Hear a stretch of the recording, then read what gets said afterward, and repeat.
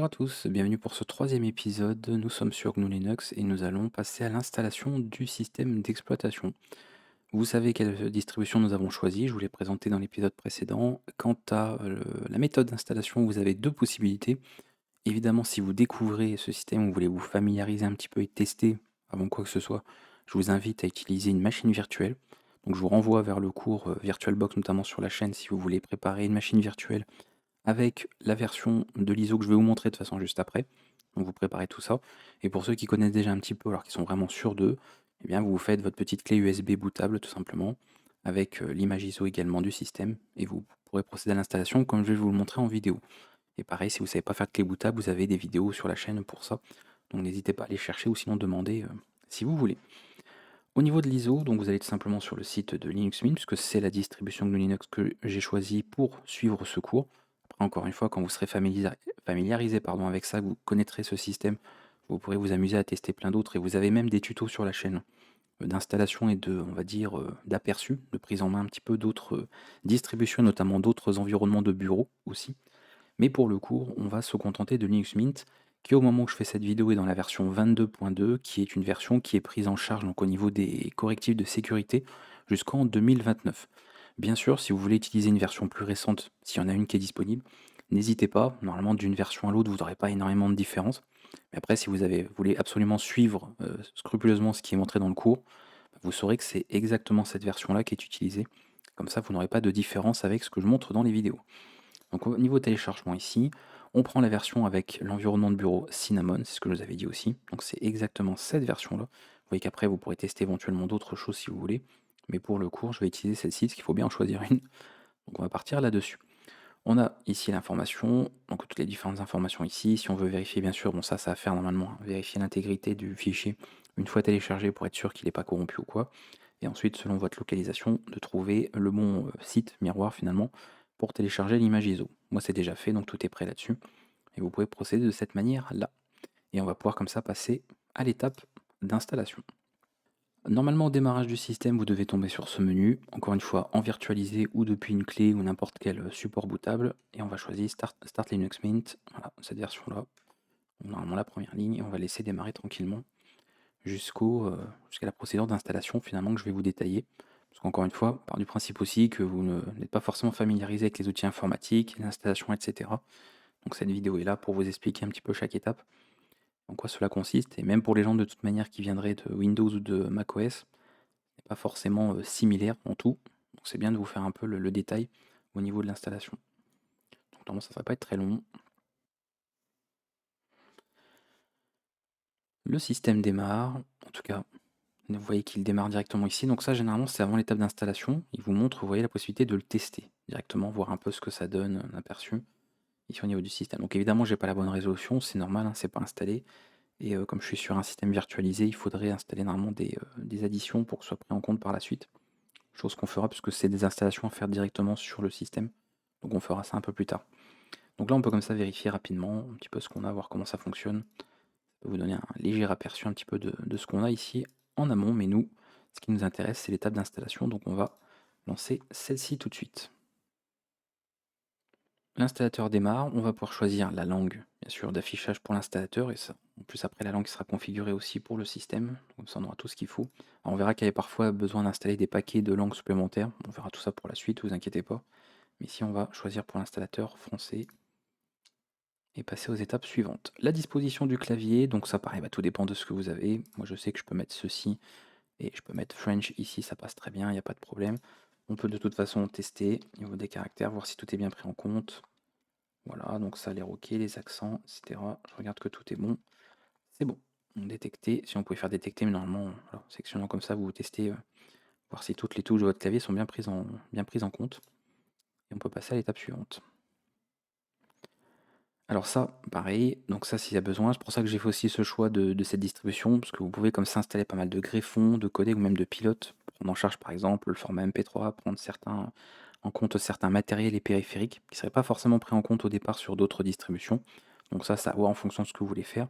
Donc nous, on va partir encore une fois du principe que l'usage principal des gens, eh bien c'est un usage standard, c'est-à-dire utilisation de médias, de la bureautique, navigation sur internet, streaming, etc. Éventuellement un peu de jeux vidéo, Donc on va installer au maximum tout ce qui serait utile pour cet usage standard, donc notamment pour tout ce qu'il faut au niveau codec multimédia. Vous voyez que ça prépare quelques pilotes qui vont être installés. Pour la suite, au niveau du type d'installation, donc bien sûr, ça change du tout au tout. Si c'est installé votre système en brut sur un vrai disque physique, vous aurez éventuellement du partitionnement à faire. Et normalement, bon, savez un minimum ce que vous faites, sinon vous avez éventuellement des vidéos sur la chaîne pour vous montrer comment procéder. En soi, bon, il y a différentes partitions à faire, donc je ne vais pas forcément montrer là. Nous, on est sur un système virtualisé qui a son propre fichier de disque, tout son espace à lui, donc je peux parfaitement laisser installer ici. Donc on peut directement comme ça garder, effacer le disque et installer Linux. Attention, si vous êtes encore une fois sur un vrai disque, si vous voulez faire par exemple du dual boot, voilà, faites attention au choix. Si vous faites ça et que vous avez votre Windows qui est installé, par exemple sur le disque, et vos données, ça va tout effacer. C'est quand même assez indiqué, mais c'est bien de le rappeler, parce que même en étant indiqué, il y a souvent des gens qui ont fait l'erreur, donc je préfère le préciser. Donc nous c'est bon, on est sur un disque virtualisé, il n'y a rien dessus, donc pas de problème. On peut passer à l'installation de tout ça. Donc là il nous met un petit avertissement sur les différentes partitions qui vont être faites. Vous voyez que par défaut tout est fait automatiquement comme il faut, on n'a pas besoin de s'embêter. Encore une fois, vous êtes là pour apprendre à utiliser cette distribution, pour vous familiariser avec le système GNU Linux. Donc vous découvrez un peu tout ça, donc on ne va pas s'embêter dans des paramètres un peu bizarres. On laisse par défaut et ça ira très bien. Pour ça, vous voyez que c'est facile à prendre en main. Le fuseau horaire, bien sûr, vous réglez en fonction de ce qui vous concerne. Moi, je vais laisser tel quel. Et ici, nous avons les quelques informations pour le compte qui va être créé. Très important. À la différence de gens qui viennent sur d'autres systèmes, vous n'allez pas être administrateur par défaut. D'accord ? Le système de permission et donc de sécurité au niveau du système fonctionne autrement sur ces distributions-là, sur ces systèmes-là, puisque vous allez avoir votre utilisateur qui est un utilisateur limité, d'accord, avec un usage standard. Et ensuite, quand vous voudrez procéder à des opérations qui nécessitent certaines permissions, comme l'installation de logiciels, ce genre de choses, ou de toucher à des fichiers système, on vous demandera justement, donc via le mot de passe bien sûr que vous avez ici de votre session, parce que vous allez voir que dans cette particularité, il va prendre le même mot de passe, mais pour obtenir en fait les droits super utilisateurs pour effectuer ce genre d'opération là. Donc ça c'est à voir. Donc moi bon, je vais mettre mes informations ici, ça change pas. Le nom de mon ordinateur, je vais laisser Evo Linux. Hop, on va mettre ça comme ça. Voilà, et le nom d'utilisateur, on va rester là-dessus. Mot de passe, bon, moi j'ai pas besoin de mettre un mot de passe sécurisé puisque je suis sur un système virtualisé, donc je m'en fiche. Donc généralement je mets un peu toujours le même. Voilà. Et ensuite, donc soit vous pouvez choisir d'ouvrir la session automatiquement, soit demander le mot de passe, bien sûr. Et vous pouvez aussi choisir de chiffrer votre dossier personnel.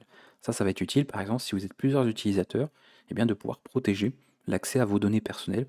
Donc si un autre utilisateur est connecté sur sa session, il ne pourra pas aller dans vos fichiers personnels et vous pourrez bien comme ça protéger les différents documents perso de chaque utilisateur si vous avez prévu d'avoir plusieurs utilisateurs sur votre compte, ou même sans forcément avoir plusieurs utilisateurs, juste le fait bien, de chiffrer votre dossier personnel. Donc on va le faire, en plus ça ne rajoute pas d'étapes techniques supplémentaires, c'est juste que ça va chiffrer ça, et le fait de déverrouiller votre session en fait, par votre mot de passe va tout simplement déchiffrer votre dossier en même temps. Donc tout est géré en toute transparence là-dessus. On continue pour la suite. Et vous voyez qu'il n'y a pas grandes étapes non plus à connaître, mais c'est bien de voir un petit peu comment ça fonctionne.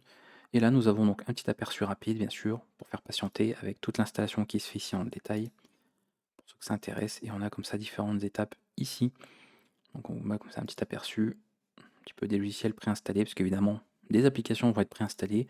Bien sûr, vous pourrez ensuite désinstaller ce qui ne vous intéresse pas et installer d'autres applications. Mais encore une fois, comme c'est une distribution qui est faite pour un usage standard, il y a quand même beaucoup d'applications préinstallées pour, on va dire, un usage assez classique justement des gens, donc liés au multimédia, liés à Internet, etc. Vous voyez, il y a du Discord, donc on peut retrouver certains logiciels. Alors ça ne veut pas forcément dire qu'ils sont tous installés, ceux-là.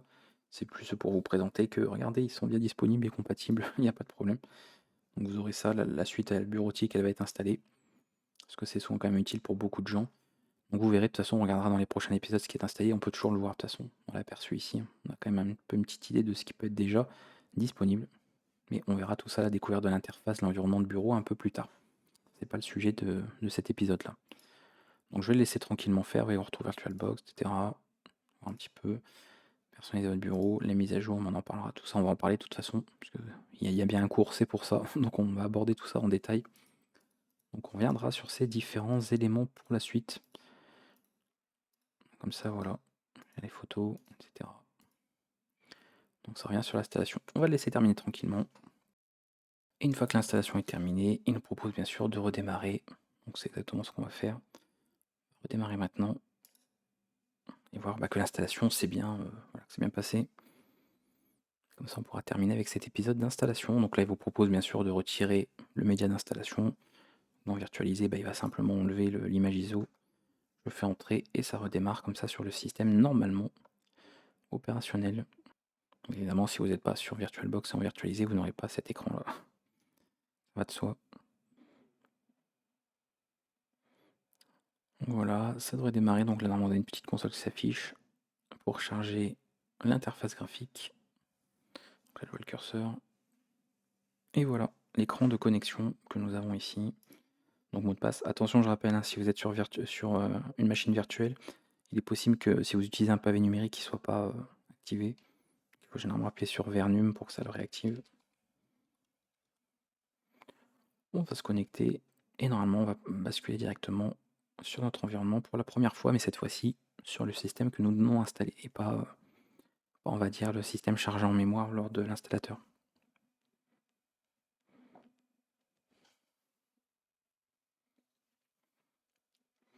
Là, normalement c'est bon, la petite fenêtre de bienvenue bien sûr, je vais la laisser à chaque fois ce qu'on verra un petit peu ce qu'il nous propose plus tard.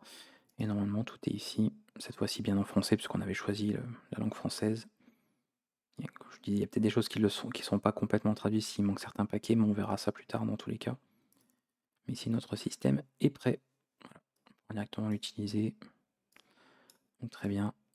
Et on installera bien sûr ce qu'il faut pour la résolution. Par rapport à ça, je vous montrerai. Pour tout ce qui est addition, donc ça concerne les gens notamment sur VirtualBox. Si vous êtes sur un autre outil ou alors directement une installation sur un disque physique, vous n'aurez pas ce problème bien sûr. Pas de problème pour la suite. Voilà pour l'installation. On va s'arrêter là parce que c'était vraiment le fait de voir un petit peu cette étape-là pour le moment. Donc on va pas commencer à les regarder au niveau de l'environnement de bureau, il est différent. Toute l'interface, la configuration que nous avons. On garde ça pour d'autres épisodes. Mais au moins, vous voyez un petit peu comment que ça se passe. Donc, rien de compliqué encore une fois. Il suffit juste de voir comment créer une machine virtuelle si vous voulez ou de faire votre clé USB. Vous démarrez là-dessus comme n'importe quel autre système. Vous suivez l'installation comme je vous l'ai montré, en créant votre utilisateur, notamment en réglant certains paramètres. Et après, vous avez comme ça votre système qui est opérationnel pour la suite. Et on va commencer justement à regarder un peu tout en détail dès le prochain épisode. Donc n'hésitez pas. Et si vous avez des questions en attendant par rapport à l'installation, s'il y a eu un problème ou quoi que ce soit, déjà vérifiez que vous avez bien suivi la vidéo pour commencer. Et ensuite, n'hésitez pas en commentaire à me dire que vous ayez votre système de prêt par rapport à tout ce qu'on va voir dès les prochaines vidéos. A bientôt.